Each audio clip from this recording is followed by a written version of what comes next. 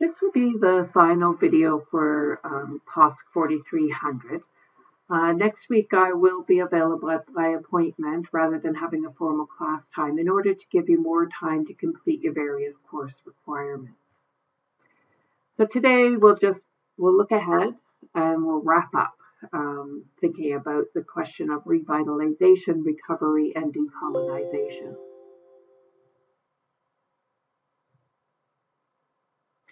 So the final three chapters in Lohman and Barker wrap up their thinking on the idea of settler Canadians. Chapter 4 explores how to understand the fact that settler Canadians are multi-ethnic people who not only have vast differences in wealth, economic opportunity, education, and experience, they also have multiple identities in terms of gender, sexuality, class, and race. And they make the argument that in spite of the experience of marginalization and identity, all settler Canadians are complicit in settler colonialism. They argue that although the settler identity is strongly shaped by whiteness, the settler Canadian identity is racially, politically, and economically flexible. Whiteness connotes considerable privilege within settler society, but the settler relationship is a relationship with the land over everything else. Many, perhaps most, groups who come to Canada have bought into the concept that underpins settler colonialism.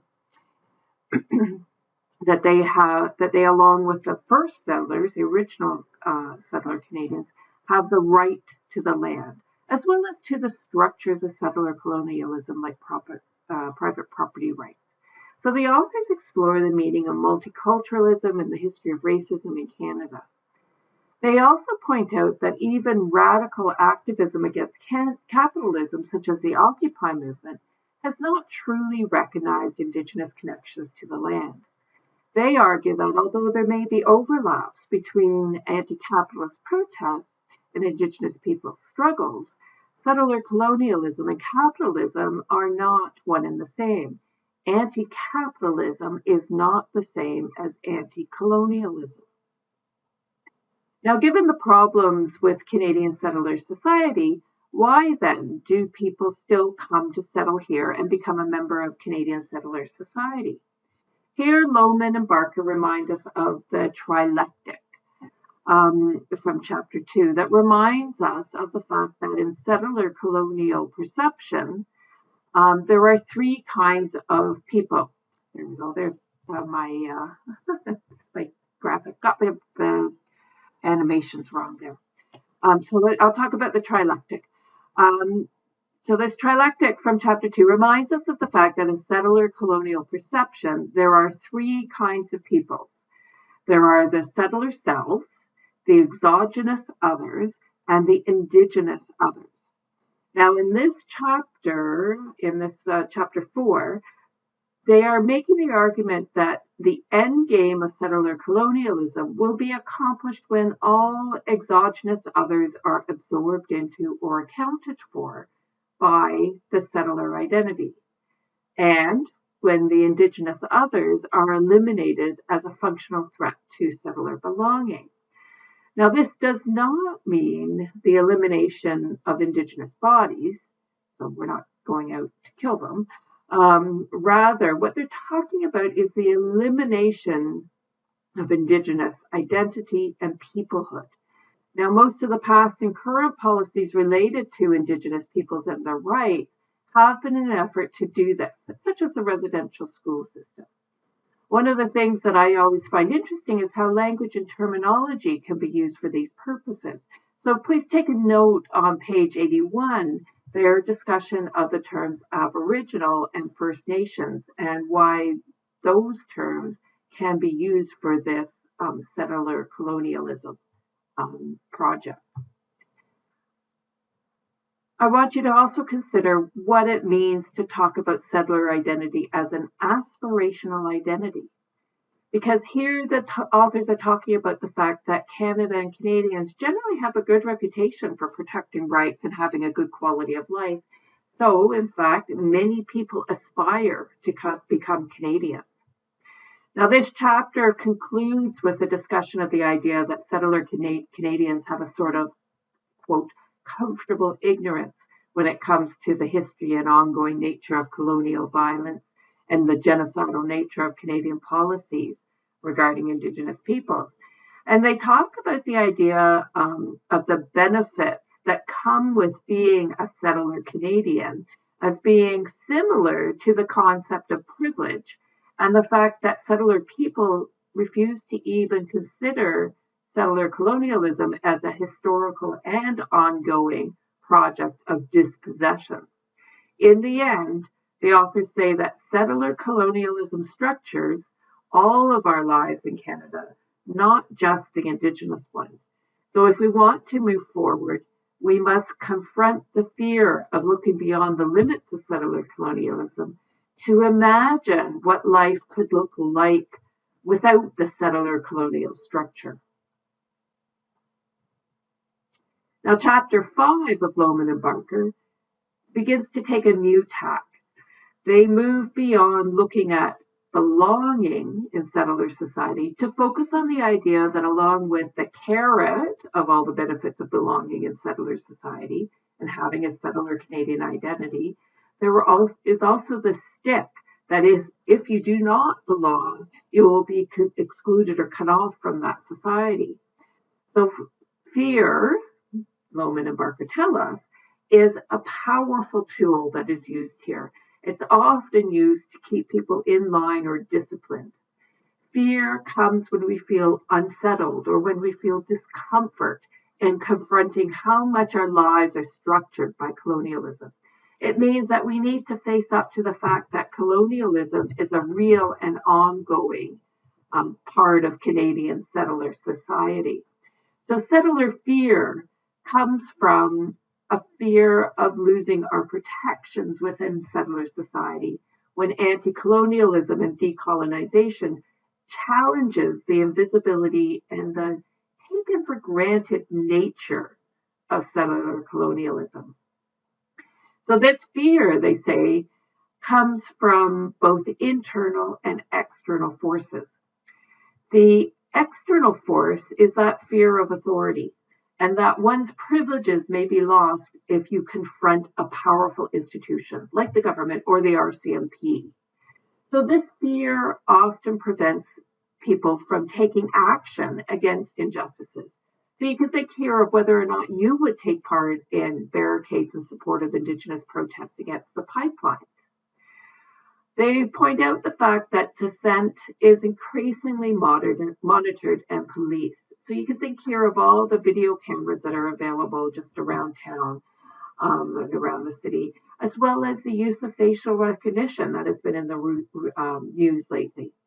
And we can think of the laws and the fact that police forces are being used to support capitalism in the face of individual and group rights. So think here again of the pipeline protests.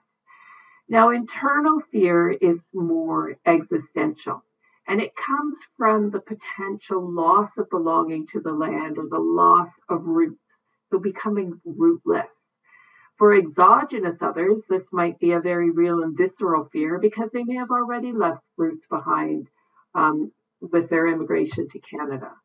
For others whose families have been in Canada for generations, this fear of acknowledging Indigenous land rights raises uncertainty over what it looks like to acknowledge Indigenous land rights. You know, this is that question. Well, what are we supposed to do? Just leave? That you hear quite often when this issue comes up. So even as settler Canadians are not worried about losing the potential to accumulate wealth, for example, what they may fear is the loss or decrease in their wealth or privilege. They may be fearing a loss of their homes, for example, or their rights to the land. So the authors argue that much of this fear stems from not really understanding Indigenous relationships to the land, which leads to this sort of fear of the unknown. You can also think here of this question of what do Lohman and Barker mean by the politics of embarrassment. I think this is an interesting point because it refers to the idea that settler Canadians particularly those whose families have been here for generations, often feel a moral repugnance about what settler colonization has meant and continues to mean for Indigenous people, and then feel a sense of embarrassment about their feelings and their fears about being unsettled. If your family has been here for generations, that means you are truly complicit in the settler colonization process. Now, the authors give some sense of examples of what this means in day-to-day lives.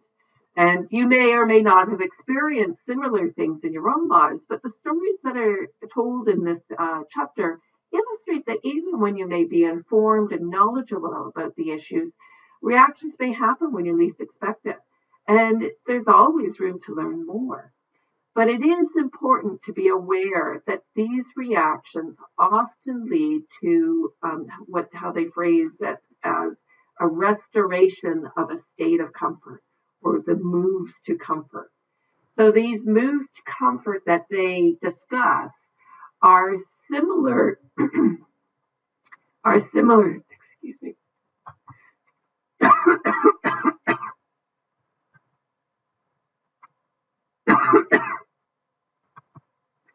sorry about that. These moves to comfort are similar to these moves to innocence that they mention in the textbook.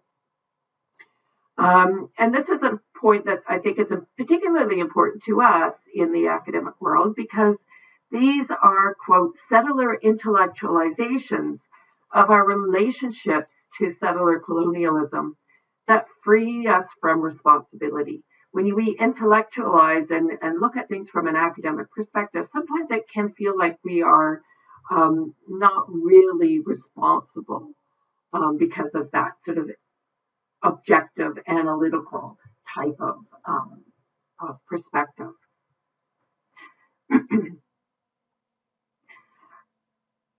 The moves for comfort are a bit different, though, because these are more emotional shifts that that cause apparently irrational or illogical statements that are intended to dispel fear, that those fears we were talking about, or that sense of unsettling. So this is not about trying to go back to a state of innocence about what's been happening in terms of colonialism. It's about trying to prove to ourselves or to others that we are doing all we can about disrupting settler colonialism, so we really have nothing to feel bad about. So what we're doing is we're moving back to a state of comfort. We're giving ourselves permission to say, oh, well, I'm doing all that I can, so, there's only so much I can do. And the authors categorize these moves to comfort as being of two types. They're seeking resolution and they're seeking exception. Seeking resolution is based on the idea that settler colonialism is something that has a definitive end, that it's something that can be finished. If one believes it's possible to finish it or to do it, then you will be inclined to look for solutions to obvious injustices of colonialism. And those solutions are usually presented as something that's obvious and simple. So in this scenario, the settler remains superior and the system remains essentially the same. The second type is seeking exception. Here, settler Canadians attempt to escape their complicity in settler colonial harms by positioning themselves as a special case. So even when you recognize the need for collective responsibility, you may try to avoid guilt by pleading guilty to a lesser charge. So you might admit to responsibility for only a small part of settler colonialism. So the examples here include feelings of guilt and positional piety, seeking to associate oneself with an Indigenous identity, New Age spiritualism that appropriates or steals Indigenous ceremonies, or the claiming of exceptional status. So I'll talk about that in a minute. And also claims that your own experiences of oppression means that you could not possibly be oppressing someone else, and so on. In the end, these moves to comfort are efforts to rebuild the comfortable spaces of settler colonialism that we're used to living in. Now, so I mentioned about this idea that you may be claiming exceptional status. And I think this is important when you think about allyship. So when people claim to be an ally, sometimes they're saying the fact that because I'm an ally, I'm not, again, I'm doing everything I can to solve this problem or these issues. And Lohman and Barker talk about allyship in the textbook in a couple of the chapters. I'll refer to that in a few minutes again. Now, Lohman and Barker suggest an alternative way of dealing with our anger, our arrogance, our guilt, and our shame, other than by trying to reestablish this sense of comfort. So they acknowledge that there is very much an emotional toll in coming to terms with what settler identity means and of making an effort to disrupt settler colonialism. This feeling of discomfort that happens when you confront these issues actually means, according to Lohman and Barker, that you're on the right track of moving away from settler colonial security. Feelings of fear and discomfort can mark the path that we need to walk on to find real change. We need to be able to face our fears and accept that not being in control is an ongoing project that cannot be done alone or without reflection. I'm going to pause here just to break up the video so it's not too big to download, and it'll continue in a second video.